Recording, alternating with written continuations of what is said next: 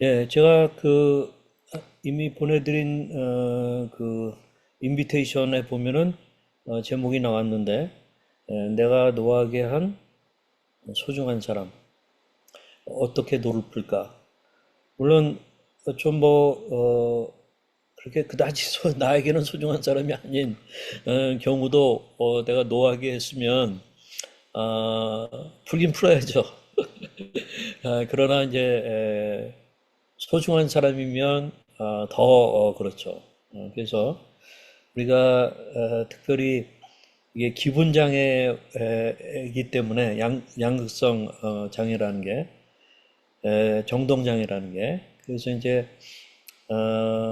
굉장히 예민할 때 또 스트레스를 많이 느끼고 있을 때 아무리 소중한 관계지만 어떤 말 한마디 단어 한마디가 이게 트리거가 되어가지고 분노케 하는 그런 경우들이 있어요. 근데 이게 꼭 뭐 우리 조울러나 뭐 우리 그런 어려움이 있는 분들뿐만 아니라 제가 요즘 우리 손주들을 토요일 날 오후마다 저희는 이제 같이 보거든요. 근데 보면은 우리 벌써 5살짜리 아니 5학년짜리 우리 큰 여자 손녀 보게 되면은 지금 사춘기인가 봐요. 그냥 우리 할아버지 할머니들이 그 앞에서 꼼짝도 못할 때가 많아요. 하도 얘가 성질 부리니까. 그래서 그럼 이걸 또 잡아주기 위해서 야단도 좀 치고 그러면 일이 더 꼬이고. 그래서 이제 제 아내하고 이거 만만치 않네 하는 그러한 것으로 요즘 고민이 많습니다. 그래서 때로는 우리가 어떻게 손주의 이 노를 또 이해하고 풀어줄까? 이런 생각도 하게 되고 거꾸로 우리가 당하는 것 때문에 생기는 우리 안에 있는 노 이건 또 어떻게 풀지? 뭐 하는 그런 것도 있어요. 그러니까 이거는 우리가 소중한 사람들하고 관계 속에서 살다 보면은 있을 수 있는 그런 거기 때문에 그런 부분들을 같이 좀 봤으면 좋겠습니다. 제가 이제 시리즈로 지금 보고 있는 셈인데요. 우리가 진정성 있는 관계가 치료다 하는 것을 얼마 전에 봤어요. 그래서 여기서 말하는 authenticity, 진정성, 이것은 뜻정자를 써서 진정성이라고 하는 좀 그런 따뜻한 의미가 있기도 하고 그런가 하면은 이 바를 정자의 진실, 진리, 사실 뭐 그런 의미의 진정성입니다. 그래서 우리가 우리말로 진정성 그러면은 사실 두 가지 의미를 다 생각하는 게 좋고 그게 authenticity, 진정성 있는 관계의 아주 핵심적인 의미입니다. 그래서 제가 진정성 그럴 때 자기 자신에게 진실인 상태 그래서 이것을 말씀드렸었죠. 우리가 내면적인 삶에 저기 가치관이 있고 또 스타일이 있고 본질이 있는데 그것이 나타나는 외면적인 모습, 삶의 모습하고 이른바 카플링이 되는 이게 짝이 지어서 톱니바퀴가 이렇게 잘 물려서 돌아가듯이 하는 것은 진정성 있는 삶인데 때로는 이게 이제 디카플링 되는 그러니까 이 카플이 끊어지는 따로 따로 돌아가는 그러니까 외면적으로는 막 아까 어떻게 보면 아까 우리 백종원 전도사님 불렀던 찬양에 중심을 잃은 예배 뭐 겉으로는 현란할 수 있어요 곡도 아름다워요 노래도 잘해요 그러나 마음의 중심은 전혀 하나님께 향하지 않을 수가 있는 거예요 또는 뭐 지켜보는 사람들을 의식하면서 할 수도 있는 거예요. 또는 같이 참여하는 사람들도 마찬가지예요. 음악에는 막 반응하지만 하나님께는 반응하지 않을 수 있고 마음은 굉장히 아주 냉랭하고 그냥 매너리즘 속에서 그럴 수가 있거든요. 그건 일종의 디카플링 된 그런 거거든요. 그거는 진정성 있는 그런 예배가 아니기 때문에 하나님이 기뻐하시지 않는 거거든요. 그래서 제가 이제 진정성 있는 관계가 가족 안에서 꼬이는 이유 해가지고 그 다음번에는 그렇게 또 이제 제가 말씀드렸는데요. 간단하게 보면 한마디로 이 유전적인 동질성 때문에 이 동일성 논리 속에서 가족 일심동체라는 그러한 생각 속에서 자녀에 대해서나 우리 가족을 독립적인 인간이 아니라고 생각하는 거예요. 그러니까 분신으로 생각하는 거예요. 착각하는 거예요. 그러다 보니까 이게 과도한 개입. 그래서 제가 이제 그 프로크루스테스 침대, 예? 그러니까 이 사이즈에 안 맞는 발은 잘라버리고 모자라면 늘리고 하는 그런 그리스 신화에 나오는 그런 일이 심지어는 제가 이 부부간의 전쟁과의 휴전, 부부 사이에서도 상당히 이 처음에는 뭐 사랑에 눈이 멀어가지고 그러지만은 좀 지나고 나면 다 깨이고 나면 이 도파민이 좀 떨어지고 나면은 그냥 있는 게 다 보이거든요. 그러다 보면은 남아있는 게 나의 가치관으로 상대방을 이제 이 지배하는 거예요. 그러다 보면은 내가 프로크루스테스 침대에다가 나의 배우자를 올려다 놓고 막 자르고 뭐 하고 말로 그렇게 하다 보면 서로 싸우게 되고 힘든 거죠. 근데 그러다가 애가 태어났어요. 그러면 부부간의 전쟁이 좀 휴전하게 되는 거예요. 잠시 미뤄놓은 거예요. 프로크루스테스 침대가 없어진 거 아니에요? 부부 사이에도. 그러다가 이제 뭐 또 자녀에게 막 가스라이팅하고 또 자녀에게 제가 얘기했죠. 부모의 패자부활전 심리가 막 작용해가지고 이 많은 과도한 개입을 막 하는 바로 이거에 이러한 것이 죄다 하는 그런 것들을 지난번에 봤었습니다. 근데 이렇게 이제 프로크루스테스 침대에서 일을 하다 보면 당연히 우리 자녀들이나 또는 뭐 당사자나 또는 가족이나 서로가 이 성낼 노를 바라게 되는 거잖아요. 그래서 오늘 그것을 같이 좀 다루도록 하겠는데 내가 노하게 한 소중한 사람 어떻게 노를 풀까 해가지고 에베소 6장 1절부터 4절까지에 이게 우리 5월달 되면은 가정의 달 하면은 이 에베소 6장은 많이 설교를 듣기도 했을 거예요. 여기 4절만 제가 읽겠습니다. 또 아비들아 너희 자녀를 노엽게 하지 말고 오직 주의 교훈과 훈계로 양육하라 해서 여기 노엽게 하는 것. 여기서는 아버지가 자녀에 대해서인 거지만 엄마도 그럴 수 있죠. 또는 거꾸로 자녀가 부모를 노엽게 할 수도 있죠. 그런 또는 우리 뭐 남친 여친 사이에서도 서로를 노엽게 할 수 있죠. 그런데 이 노엽게 하지는 마라 하는 그런 얘기를 하고 있어요. 제가 이제 한 예를 여기 보겠는데 이 사진 좀 야하죠? 왜 이렇게 설교 시간에 이 야한 걸 보여주나 여러분 그럴지 모르지만 이거는 성경 속에 나오는 예잖아요. 이 압살롬 다윗의 아들 그 압살롬이 거의 뭐 패륜적으로 아버지께 반역을 일으키고 거기 아이도벨이라고 하는 그 신하의 계략에 빠져가지고 이 다윗의 여러 여자들을 백주에 이렇게 막 소위 이건 뭐 꼭 포르노 같아요. 그런 모습의 행위를 해라 하는 식으로 해서 아유 다윗의 그것을 이 어떻게 보면 망신을 주는 이제 그런 일들이 일어나는데 아니 아들이 어떻게 이렇게 할 수 있을까요? 굉장히 패륜적인 거잖아요. 그래서 우리는 이 나중에는 이 압살롬이 그 긴 머리에 쫓겨가다가 이 나무까지 이제 걸리면서 결국 이제 죽게 되는 뭐이 스토리를 아마 다 여러분들 아실 거예요. 근데 그럴 때에 이 다윗이 굉장히 슬퍼 울죠. 내 아들 압살롬아, 내 아들아, 내 아들 압살롬아, 너 대신에 차라리 내가 죽을 것을 압살롬아, 내 아들아, 내 아들아 하면서 이제 이런 그 다윗의 아파하는 마음 이런 걸 이제 우리가 보게 되면서 우리는 압살롬이 정말 나쁜 놈이야 라고 얘기를 하게 되거든요. 근데 제가 이제 여기 워드 플레이를 좀 했는데 압살롬만 압살시켜 죽일 놈인가? 예? 어떻게 생각하세요? 여러분들 이 스토리를 갖다 쭉 읽어가게 되면은 압살롬이 정말 패륜적인 행위한 건 사실인데 그런 배경이 있어요. 보게 되면은 그거는 바로 다윗의 이 잘못에서 나온 거거든요. 그 아버지 다윗이 잘못한 거란 말이에요. 그래서 그것을 여러분이 한번 보시기 바랍니다.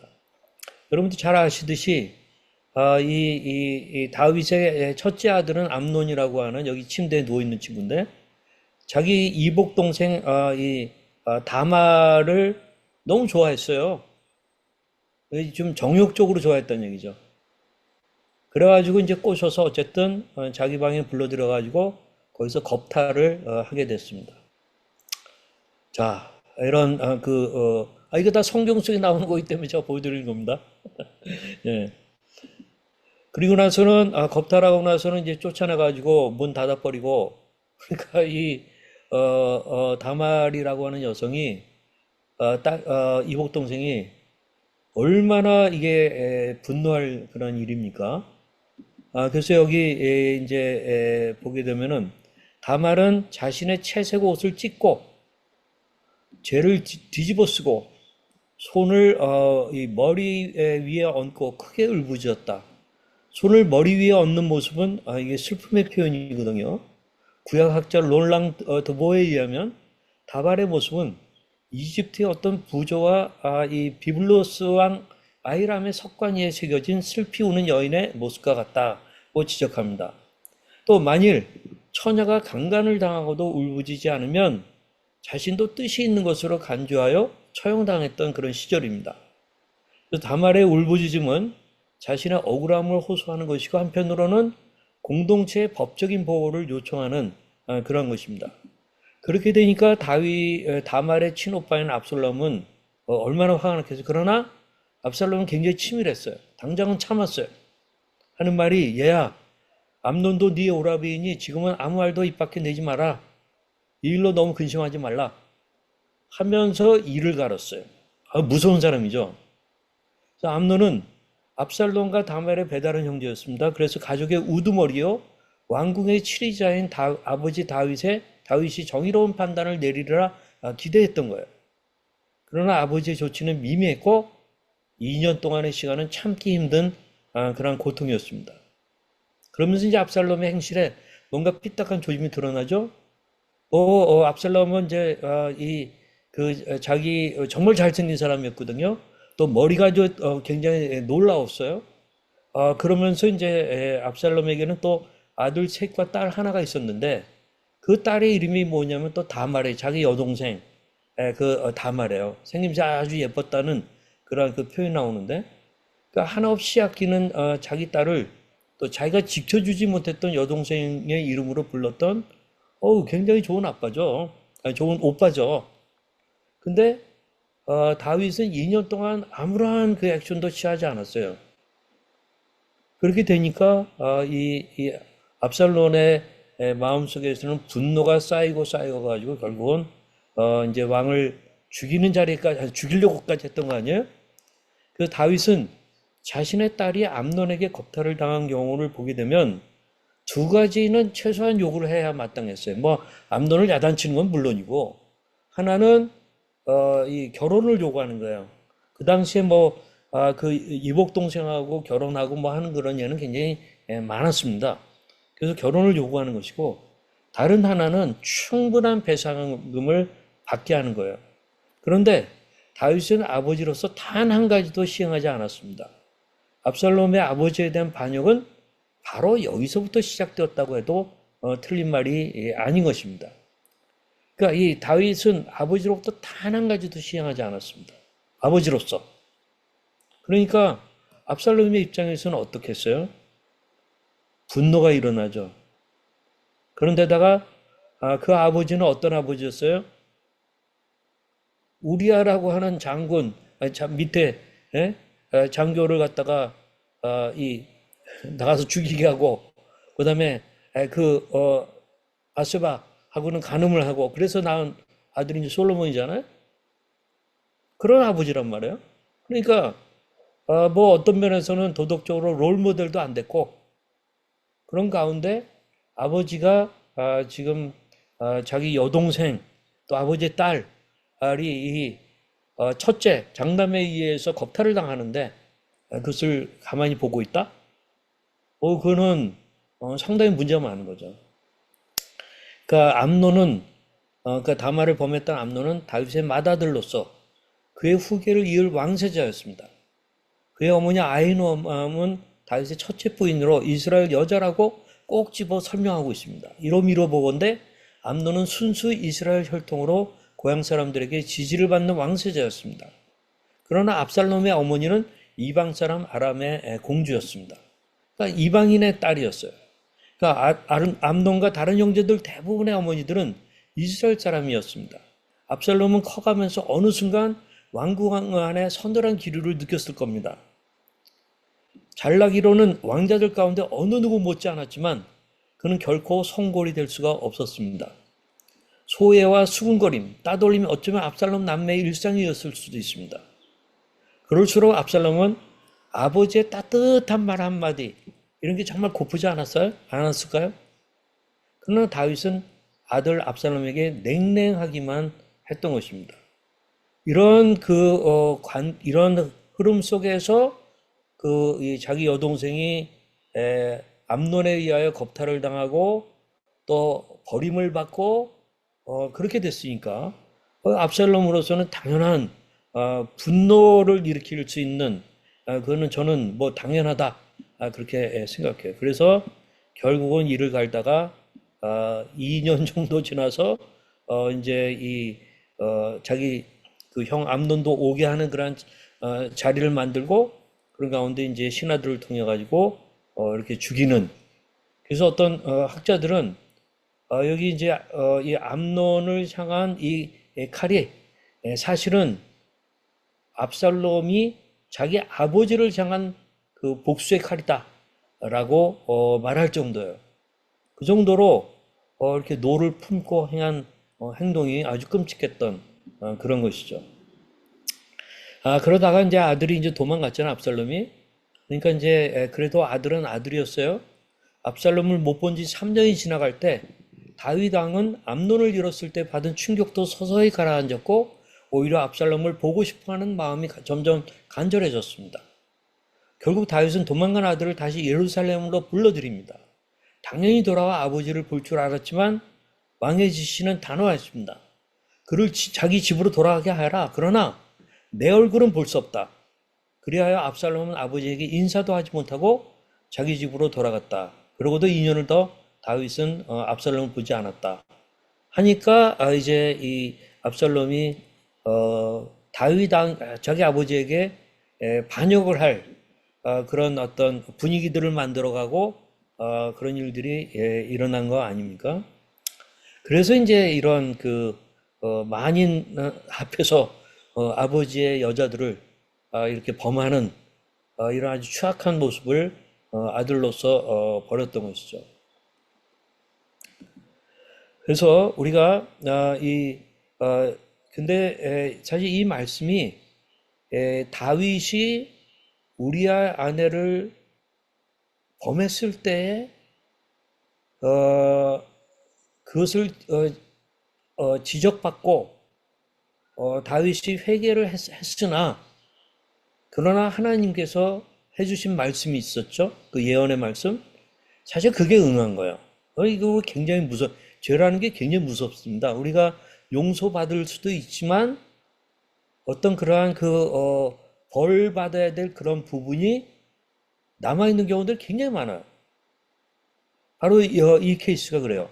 사무엘하 12장 10절부터 보게 되면은 이제 네가 나를 업신여기고 햇사람 우리아의 아내를 빼앗아 네 아내로 삼았은즉 칼이 내 집에서 영원토록 떠나지 아니하리라 하셨고 여호와께서 또 이와 같이 이르시기를 보라 내가 너와 네 집에 재앙을 일으키고 내가 내 눈앞에서 내 아내를 빼앗아 내 이웃들에게 주리니 그 사람들이 내 아내들과 더불어 백주에 동침하리라. 너는 은밀히 행하였으나 나는 온 이스라엘 앞에서 백주의 일을 행하리라 하셨나이다 하니 하면서 이런 아주 무서운 징계에 대한 예고를 하죠. 물론 다윗을 하나님 사랑하셨고 다윗과의 언약을 맺었어요. 그래서 이 다윗의 어떤 후손을 통해서 메시아 예수 그리스도가 오실 것에 대한 얘기를 하시고 그에 의한 어떤 나라, 하나님의 어떤 통치하는 나라가 만들어지는 것에 대해서 예언하셨어요. 그런 언약적 관계를 맺은 다윗이지만, 그러나 다윗이 이런 끔찍한 죄를 범했을 때 다윗은 굉장히 회개를 많이 했어요. 그렇죠. 회개했지만 이미 죽인 사람이 어떻게 살아납니까? 그렇기 때문에 거기에 대한 벌은 또 남아있는 거죠. 그래서 다윗의 인생이 아주 그 피곤한 인생이 되고 그 집안에 그런 정말 막가파 집 같은 그런 일들이 일어난 것이죠.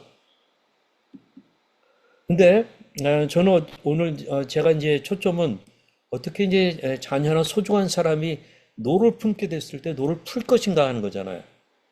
여기 이제 중요한 메시지가 4절에 나옵니다.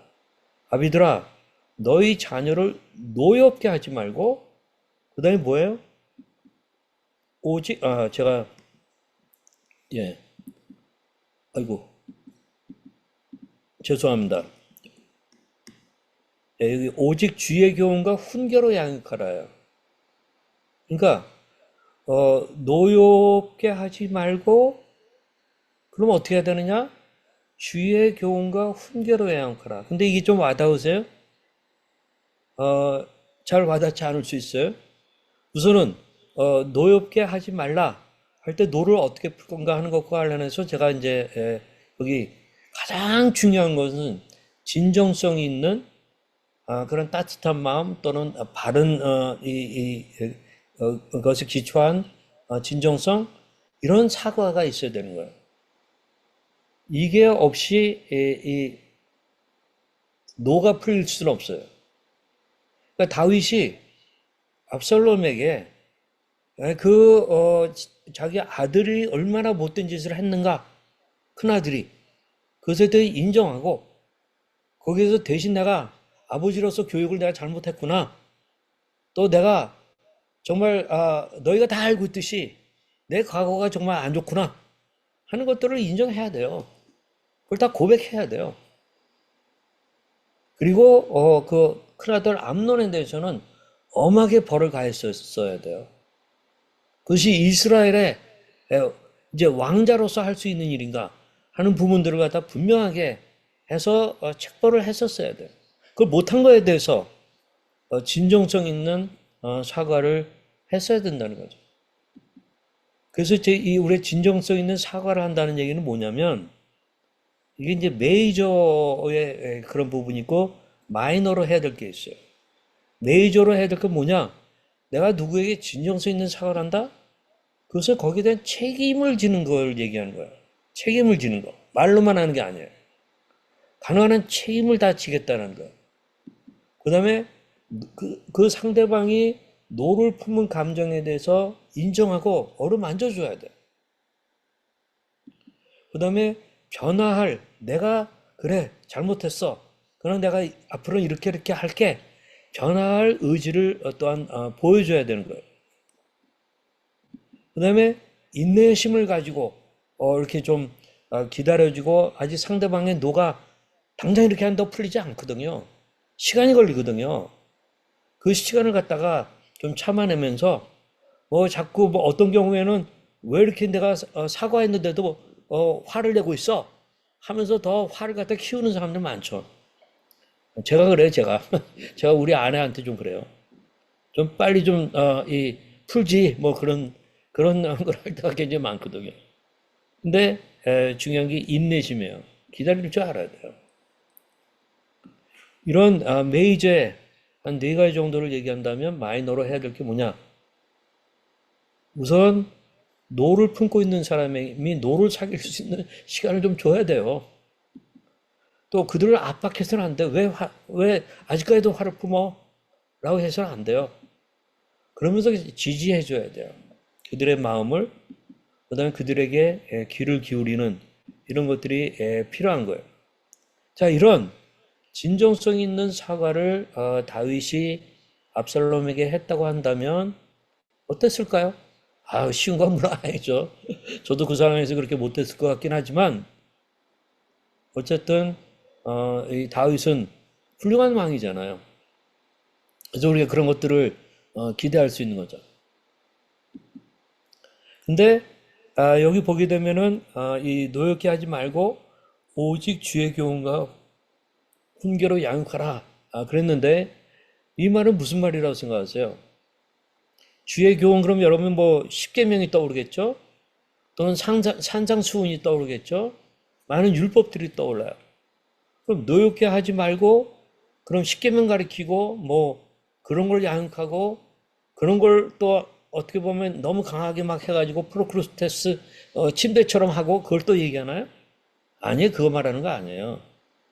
여기 오직 주의 교훈과 훈계로 양육하라는 것은 주님이 롤 모델이 되어가지고 보여주신 그의 행위가 있어요. 또 그의 말씀이 있어요. 그것을 생각하면서 주님의 어떤 우리 죄인들을 향하신 무한한 사랑 그리고 정말 모든 것을 용서해 주시는 그 용서 우리가 그걸 알고 있잖아요. 바로 어떤 주님의 존재에서 나오는 그 행위들 그것을 우리가 배우고 그것을 가지고 우리가 섬기고 그래서 우리가 노를 품고 있는 사람의 그것에 대해서 우리가 만져주고 그렇게 하라는 것이죠. 여러분 한번 생각해보세요. 하나님의 아들 예수 그리스도는 이 땅에 와서 죽으셨는데 죄도 없이 죽은 거 아니에요. 우리의 죄를 뒤집어 쓰고 죽으신 거잖아요. 제가 자주 보여드리는 이것을 다시 한번 좀 보여드리겠습니다. 하나님의 아들 예수 그리스도가 이 땅에 오셨습니다. 그리고는 비참하게 십자가에서 죽으셨습니다. 왜 죽어요? 인간의 죄악을 대신 짊어지기 위해서 죽으신 거죠. 죄인도 아니신 분이. 그러나 이 십자가의 이 대속적인 죽음이 하나님이 기뻐 받으시는 그러한 사건이었다는 것을 알려주기 위해서 역사적으로 예수 그리스도께서 사흘 만에 부활하셨잖아요. 이건 역사적인 사실이에요. 종교적인 신화가 아니에요. 종교적인 신화가 아니고 이건 역사적인 사건이라는 것을 많은 사람들이 증언하고 있어요. 제가 자주 얘기하죠. 그러면서 예수 그리스도를 믿는 사람에게는 이러한 성령이 부어지게 되는데, 자 이렇게 다시 십자가를 지시고 고대 부활 승천하신 분이 부활하셨는데 이것이 그냥 역사적인 사건이라는 것을 제가 이 그린리프라고 하는 하버드 대학의 형법학 교수 모든 증거법에 관한 이 교과서를 써가지고 전 세계에 형법학에 대해서 얘기할 때는 그린리프 책을 통과할 수가 없어요. 그 책을 안 볼 수가 없어요. 바로 이 사람이 제자들한테 도전을 받고 예수 그리스도의 부활이 당신이 말하는 형법학의 증거법에 의해서 증거가 있냐 없냐 하는 것을 도전받았잖아요. 그래서 열받친 그린리프 교수가 몇 년 동안 조사하다가 안 믿던 사람이 결론을 내렸단 말이에요. 예수 그리스도의 부활에 대한 강력한 증거, 바로 그 12사도와 제자들, 그 겁쟁이들, 그들이 저렇게 변화된 그것을 보게 되면은 예수님이 부활하지 않고는 그건 설명할 수 있는 게 아니다 해서 복음 전도자들의 증언이라는 책을 쓰였단 말이에요. 또 리스트로벨, 예일대 나와가지고 시카고 트리빈지의 아주 전형적인 무신론적인 기자였습니다. 그러나 자기 와이프가 예수님을 믿는 것에 열받쳐가지고 그 허구적인 것을 믿어? 그래서 부활에 대해서 조사하다가 결국은 이 사람도 꼬꾸라졌죠. 예수는 역사다 하는 그런 책도 쓰고 이 영화도 나왔어요. 월러스라고 하는 강력의 형사, 이 사람도 마찬가지입니다. 비슷한 스토리를 갖고 있어요. 제가 늘 얘기했죠. 저는 이 반열에는 끼지는 못하지만 저도 예수 그리스도의 부활 때문에 저는 크리스찬이 된 거고, 그 다음에 정말 하나님을 위해서 나도 내 목숨을 거는 인생을 나름대로 살겠다 하면서 살아온 거죠. 그래서 이 예수를 믿는 사람에게는 하나님의 성령이 부어져서 성령으로 거듭나 하나님의 자녀가 되는 그러한 일들이 일어나는 것이죠. 그렇게 됐을 때에 이 과거와 그 애프터의 변화가 있죠. 이 속박의 그것이 사슬이 끊어져요. 예수 그리스도의 보혈과 성령의 능력으로 자존감이 아주 망가져 있던 사람이 자존감이 회복돼요. 그래서 이 어떤 그 다른 인생을 살게 돼요. 이것이 예수 그리스도의 복음을 갖게 된 사람의 이 특징인 거거든요. 그렇게 해서 우리가 칭의, 죄인이지만 의롭다라고 하는 그러한 판단을 받게 되고, 그러면서 어떤 성화의 과정을 밟아가서 우리가 별 볼 일 없는 존재였지만 점점 성령의 능력으로 변화되는 그러한 일들이 일어나는 것이죠. 그래서 제가 훈습, working through라고 하는 거가 어떤 율법주의적인 율법 행위를 하는 것을 말하는 것이 아니라 우리가 성령의 능력을 받아가지고 우리가 같이 또한 도와가면서 서로 낳고자 하는 그런 일들이 일어나는 것을 말하는 것입니다. 그러니까 지금 자녀들에게, 부모들에게, 아비들에게 자녀들을 노엽게 하지 말고 주의 교훈과 훈계로 양육하라. 여기서 말하는 주의 훈계라는 것은 주님의 존재 속에서 나온 행위들을 말하는 거예요. 무한하신 사랑, 대신 죄를 짊어지시는 그 사랑. 그러면서 그 진정한 회개를 하게 되면은 진정성 있는 사과를 받아들여 가지고 용서해 주시는 그 은혜. 그거를 통하여서 결국은 진정성 있는 사과라고 하는 그 사과에 합당한 행동을 하는 그런 것들을 통해서 노가 풀려지는 그런 일들을 이야기하고 있습니다.